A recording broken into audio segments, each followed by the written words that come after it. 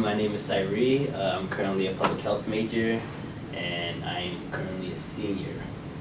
Hi everyone, my name is Kathy, and I'm a nutrition major and a public health minor. As you guys can see, we have a new HOA, Kathy, so welcome, Kathy. Hi. Yay. So before we begin the podcast, today's podcast topic is, of course, everyone knows, the virus, the coronavirus. So first we're going to start off with a few announcements. To start off, we have the gym hours. I know a lot of you guys are wondering about that. So the gym will be open from the 14th to the 15th from 10 a.m. to 6 p.m. That is the Monday and Tuesday. And then 16th to the 18th from 8 a.m. to 8 p.m. Then after that, 19th to the 22nd, the gym will be closed. And then afterwards, starting Monday, from this point on, it looks like the gym will have regular hours up until April 6th. But make sure to look out on your UNF email for further information on that. Yeah, and then also National Nutrition Month has been canceled, so all of those events, including like the ones that are at the garden, are also going to be canceled as well. So for this podcast, we wanted to definitely talk about the coronavirus. Yep. So basically the virus is just a large family of viruses that are coming together, and they range from symptoms of having like the common cold to more severe diseases. And so there's definitely some symptoms that are pretty common to see in a common cold. So one of those can be cough and fever, shortness of breath, and breathing difficulties. However, definitely be on the lookout. Even if you feel like you have a symptom that is not one of those, you should definitely make sure that you're okay and so forth. So so to start off, to give you guys more information about the virus that you guys have seen on the news. So currently in the U.S., we have about 1,215 cases and about 36 deaths.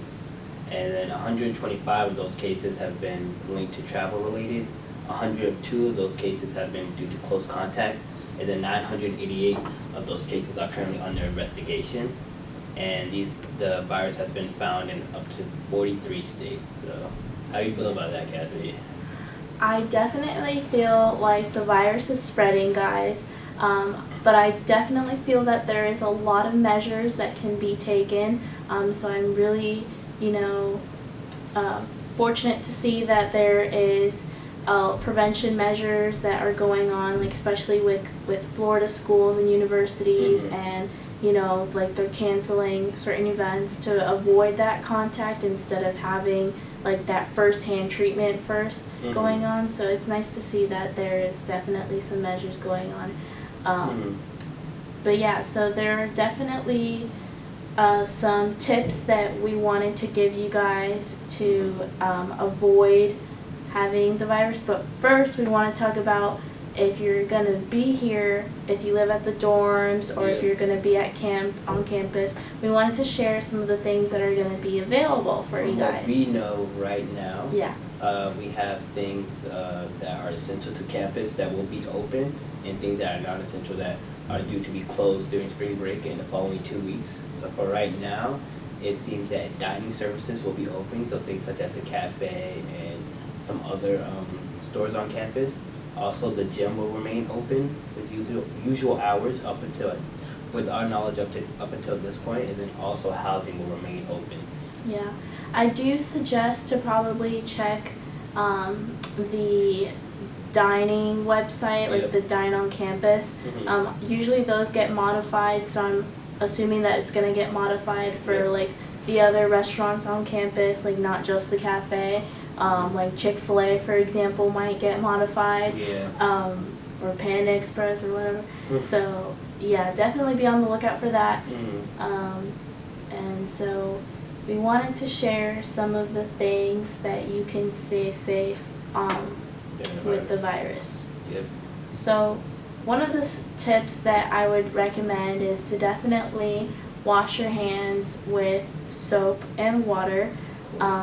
you really want to scrub into there with your hands for at least like 20 seconds to make sure that you are definitely, rinsing out everything. And also make sure that you're using like the faucet to turn it off with the water with like a paper towel, and then you turn off the water, because if you were to touch the faucet, like, Afterwards, just get so that's proper hand washing that I have learned, and that you can also find on YouTube to how to wash your hands. Another piece of advice is that if you can stay at home, you should avoid areas where there is a lot of people in contact. So, for example, theme parks. I know that Busch Gardens in Tampa is right now.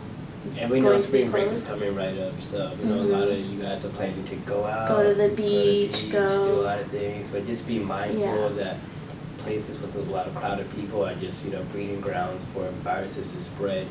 So we recommend that even if you are having like just little symptoms, it may be allergies, it may be you may not know, so we suggest you guys just stay away from large crowds.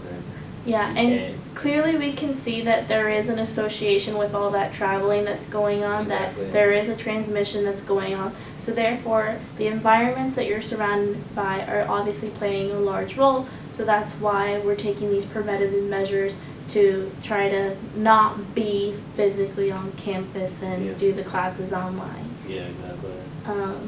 Another thing that we've ways to stay safe during this virus is to maintain good hygiene. So definitely that's one of those things that you want to maintain. Make sure you're cleaning yourself, taking showers as usual, and then also staying hydrated, things of that nature, eating healthy still. Staying hydrated even on spring break. You definitely don't want to be in the sun feeling lightheaded or just making sure you're getting those electrolytes in and food, and if you can go for fruit, go for it. The veggies and all that, there's nothing bad about that.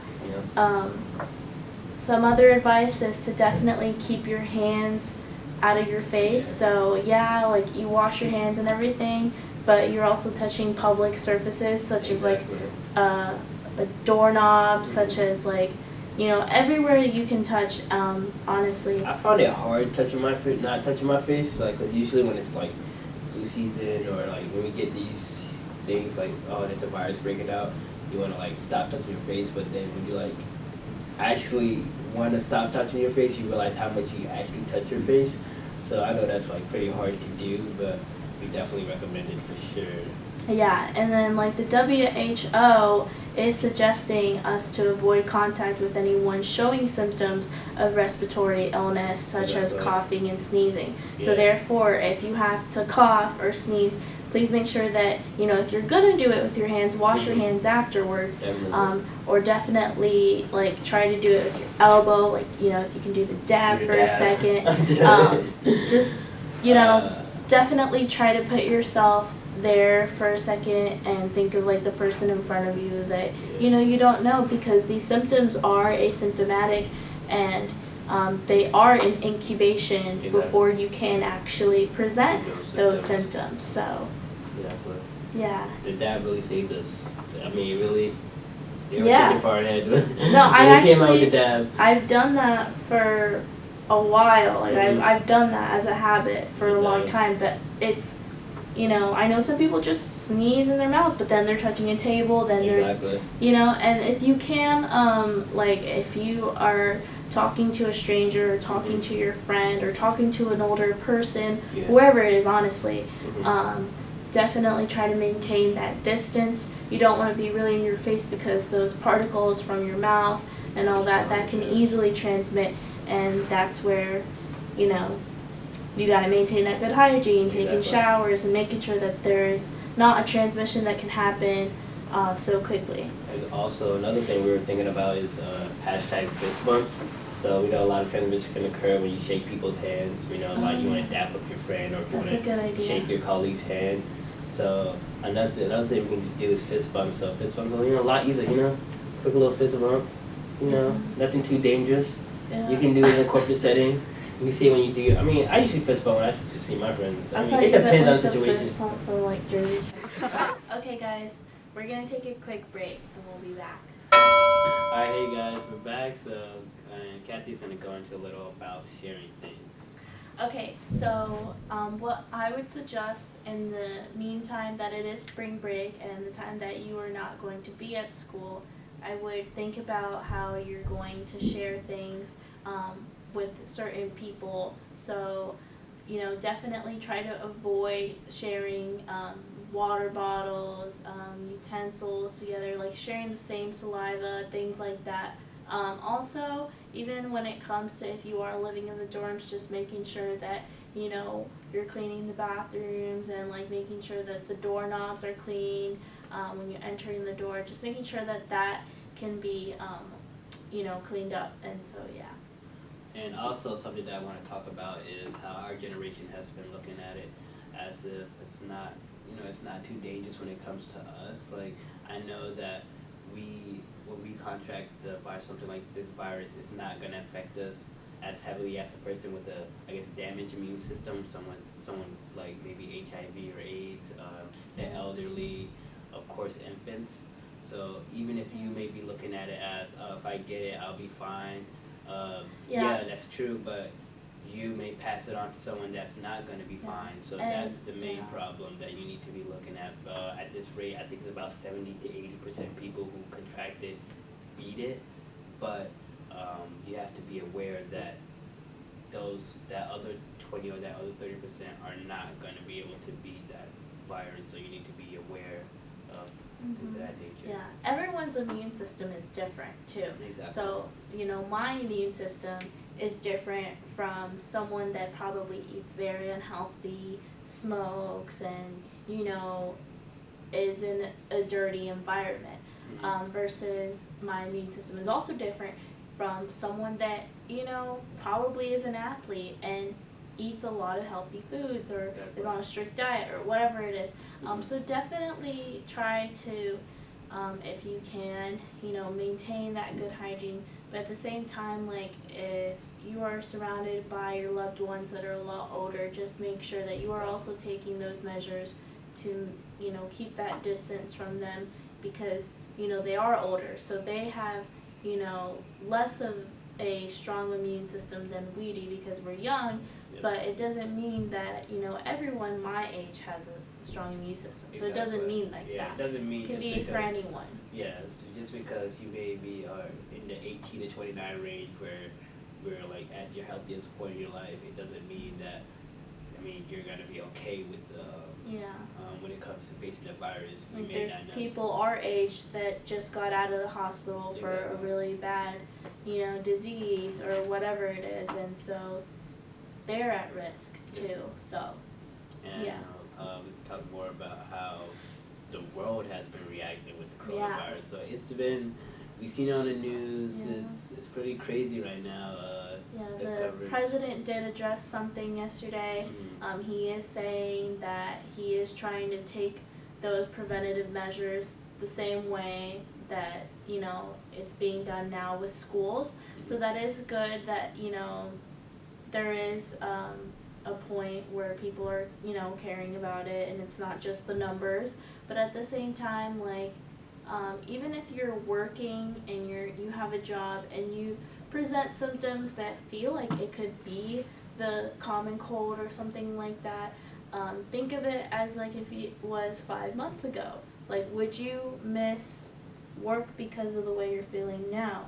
And if you were to say, probably not, well, now it's the time to miss work because you are presenting symptoms that we don't know what it is. Unless you obviously go to the doctor and you're fine, but for this matter, I would just take some precautions and stuff like that. We've seen that the Trump has addressed about the restrictions following the Europe and travel restrictions. That travel ban. That's definitely something you guys should be aware about. Also, we have things such as huge organizations canceling games and like the MLS and the NBA, NHL. That has been very shocking to see, but it shows the importance of this virus. Like things have been able to control these viruses. Things get shut down. That's just the way it is. I know in China, in Wuhan, China right now, like that whole area is in quarantine. Like Yeah. you can't go anywhere. Even in Italy, it's Yeah, like that Italy. too. And so, yeah, if you're gonna travel, like, I just would think twice about it. Definitely. Because you are putting yourself at risk and the people that are around you, because there is no vaccine yet. There's Yeah. being, you know, there's being work done on it, but that's not going to be released in the next month, Yeah. in the next week. So, they really are trying to help everyone out here and Yeah. make things sort of easier. I think that's like the main difference when people like try to compare it with the flu. It's not the flu. Yeah, but correct me if I'm wrong, but we have a vaccine for the flu. Like you can go to your local Walgreens, CVS during flu season and get the flu shot, but you can't go and get the vaccine for the coronavirus. I think Yeah. that makes a huge difference. That makes a difference between the two. Yeah, so I definitely think that everyone should just be updated with all of this with the UNF emails and the text messages, the calls, Yes. and just be aware that we hope that you guys enjoyed all the information that we were giving you guys, and the updates that are going on across campus, like with the gym and housing and dining and all that. So just be on the lookout for that as well if any changes.